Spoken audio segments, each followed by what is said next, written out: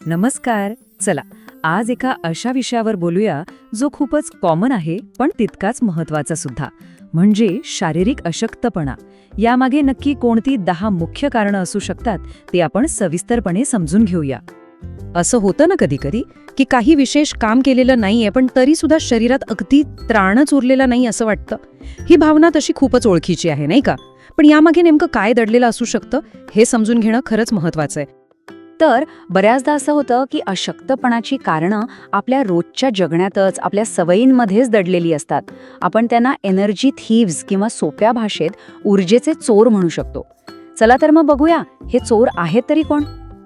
आपलं शरीर म्हणजे कसं एका गाडीसारखं आहे. आता बघा, गाडीला जसं पेट्रोल लागतं तसंच आपल्या शरीराला योग्य पोषणाची गरज असते. जर आपल्या आहारात प्रोटीन, लोह किंवा महत्त्वाची जीवनसत्व कमी पडली तर काय होणार? ऊर्जेची पातळी साहजिकच खाली येणार. आणि जेवण वगळणं, अरे बापरे, ते तर म्हणजे गाडीतलं पेट्रोलच संपवण्यासारखं आहे. आणि पाणी, आपण किती सहजपणे पाण्याच्या महत्त्वाकडे दुर्लक्ष करतो नाही का? पण गंमत बघा, शरीरात पाण्याची अगदी थोडीशी जरी कमतरता झाली ना तरी प्रचंड थकवा आणि स्नायूंमध्ये अशक्तपणा जाणवू शकतो.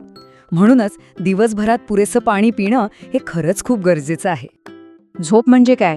तर आपल्या शरीराचं चार्जिंग स्टेशन.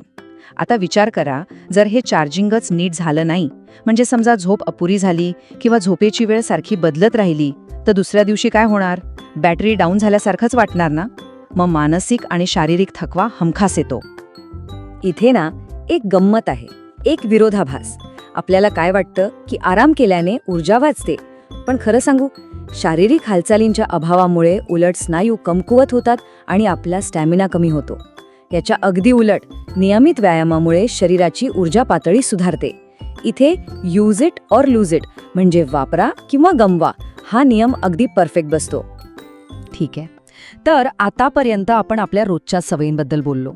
आता थोडं आणखी खोलात जाऊया आणि अशा काही कारणांबद्दल जाणून घेऊया जी आपल्याला थेट दिसत नाहीत पण त्यांचा आपल्या शरीरावर होणारा परिणाम मात्र खूप मोठा असतो. आपलं मन आणि आपलं शरीर हे काही वेगळं नाहीये. ते एकमेकांशी इतकं घट्ट जोडलेलं आहे की तीव्र मानसिक ताण, चिंता किंवा नैराश्य याचा थेट परिणाम आपल्या शरीरावर होतो. यामुळे फक्त आपली मोटिवेशन म्हणजे प्रेरणाच कमी होत नाही, तर अक्षरशः शारीरिक थकवा आणि अंगदुखी सुद्धा जाणवायला लागते. अशक्तपणाचं आणखी एक मोठं आणि महत्त्वाचं कारण म्हणजे ॲनिमिया. सोप्या भाषेत सांगायचं तर रक्तातलं हिमोग्लोबिन कमी होणं. आता हे हिमोग्लोबिन काय करतं? तर शरीराच्या प्रत्येक पेशीपर्यंत ऑक्सिजन पोचवण्याचं महत्त्वाचं काम करतं. आणि साहजिकच तेच जर कमी झालं तर थकवा हा येणारच. बरं, तर हा ॲनिमिया होतो कशामुळे?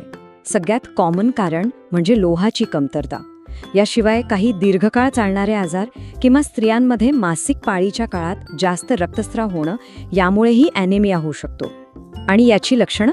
सततचा थकवा आणि थोडंसं काम केलं तरी धाप लागणं, ही याची प्रमुख लक्षणं आहेत.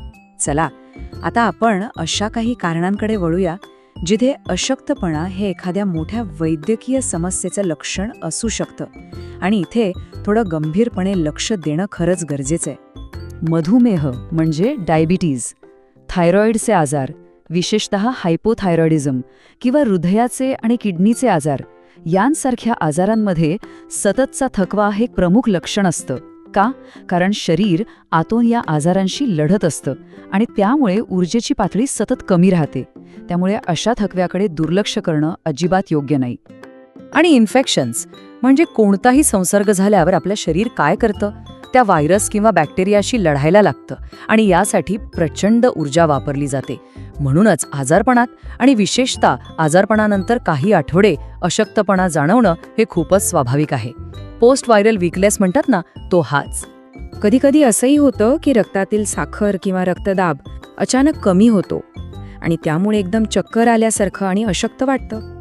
जेवण वेळेवर न केल्यामुळे किंवा मधुमेहासारख्या आजारावरील औषधांचा डोस चुकला तरी असं होऊ शकतं. शरीराला जी तात्काळ ऊर्जा हवी असते ती मिळत नाही. आणि ही गोष्ट तर खूप कमी लोकांना माहीत असते. काही औषधांचा साईड इफेक्ट म्हणून सुद्धा अशक्तपणा येऊ शकतो. विशेषतः ब्लड प्रेशरची काही औषधं किंवा झोपेच्या गोळ्या घेत असाल आणि तरीही अशक्तपणा जाणवत असेल तर याबद्दल डॉक्टरांशी एकदा बोलून घेतलेलं कधीही चांगलं. बरं, आपण आत्तापर्यंत बरीच कारणं पाहिलीत. पण सगळ्यात महत्त्वाचा प्रश्न काय, की डॉक्टरांकडे नक्की जायचं कधी? चला, आता आपण जे काही समजून घेतलं आहे त्याला कृतीत कसं उतरवायचं ते पाहूया.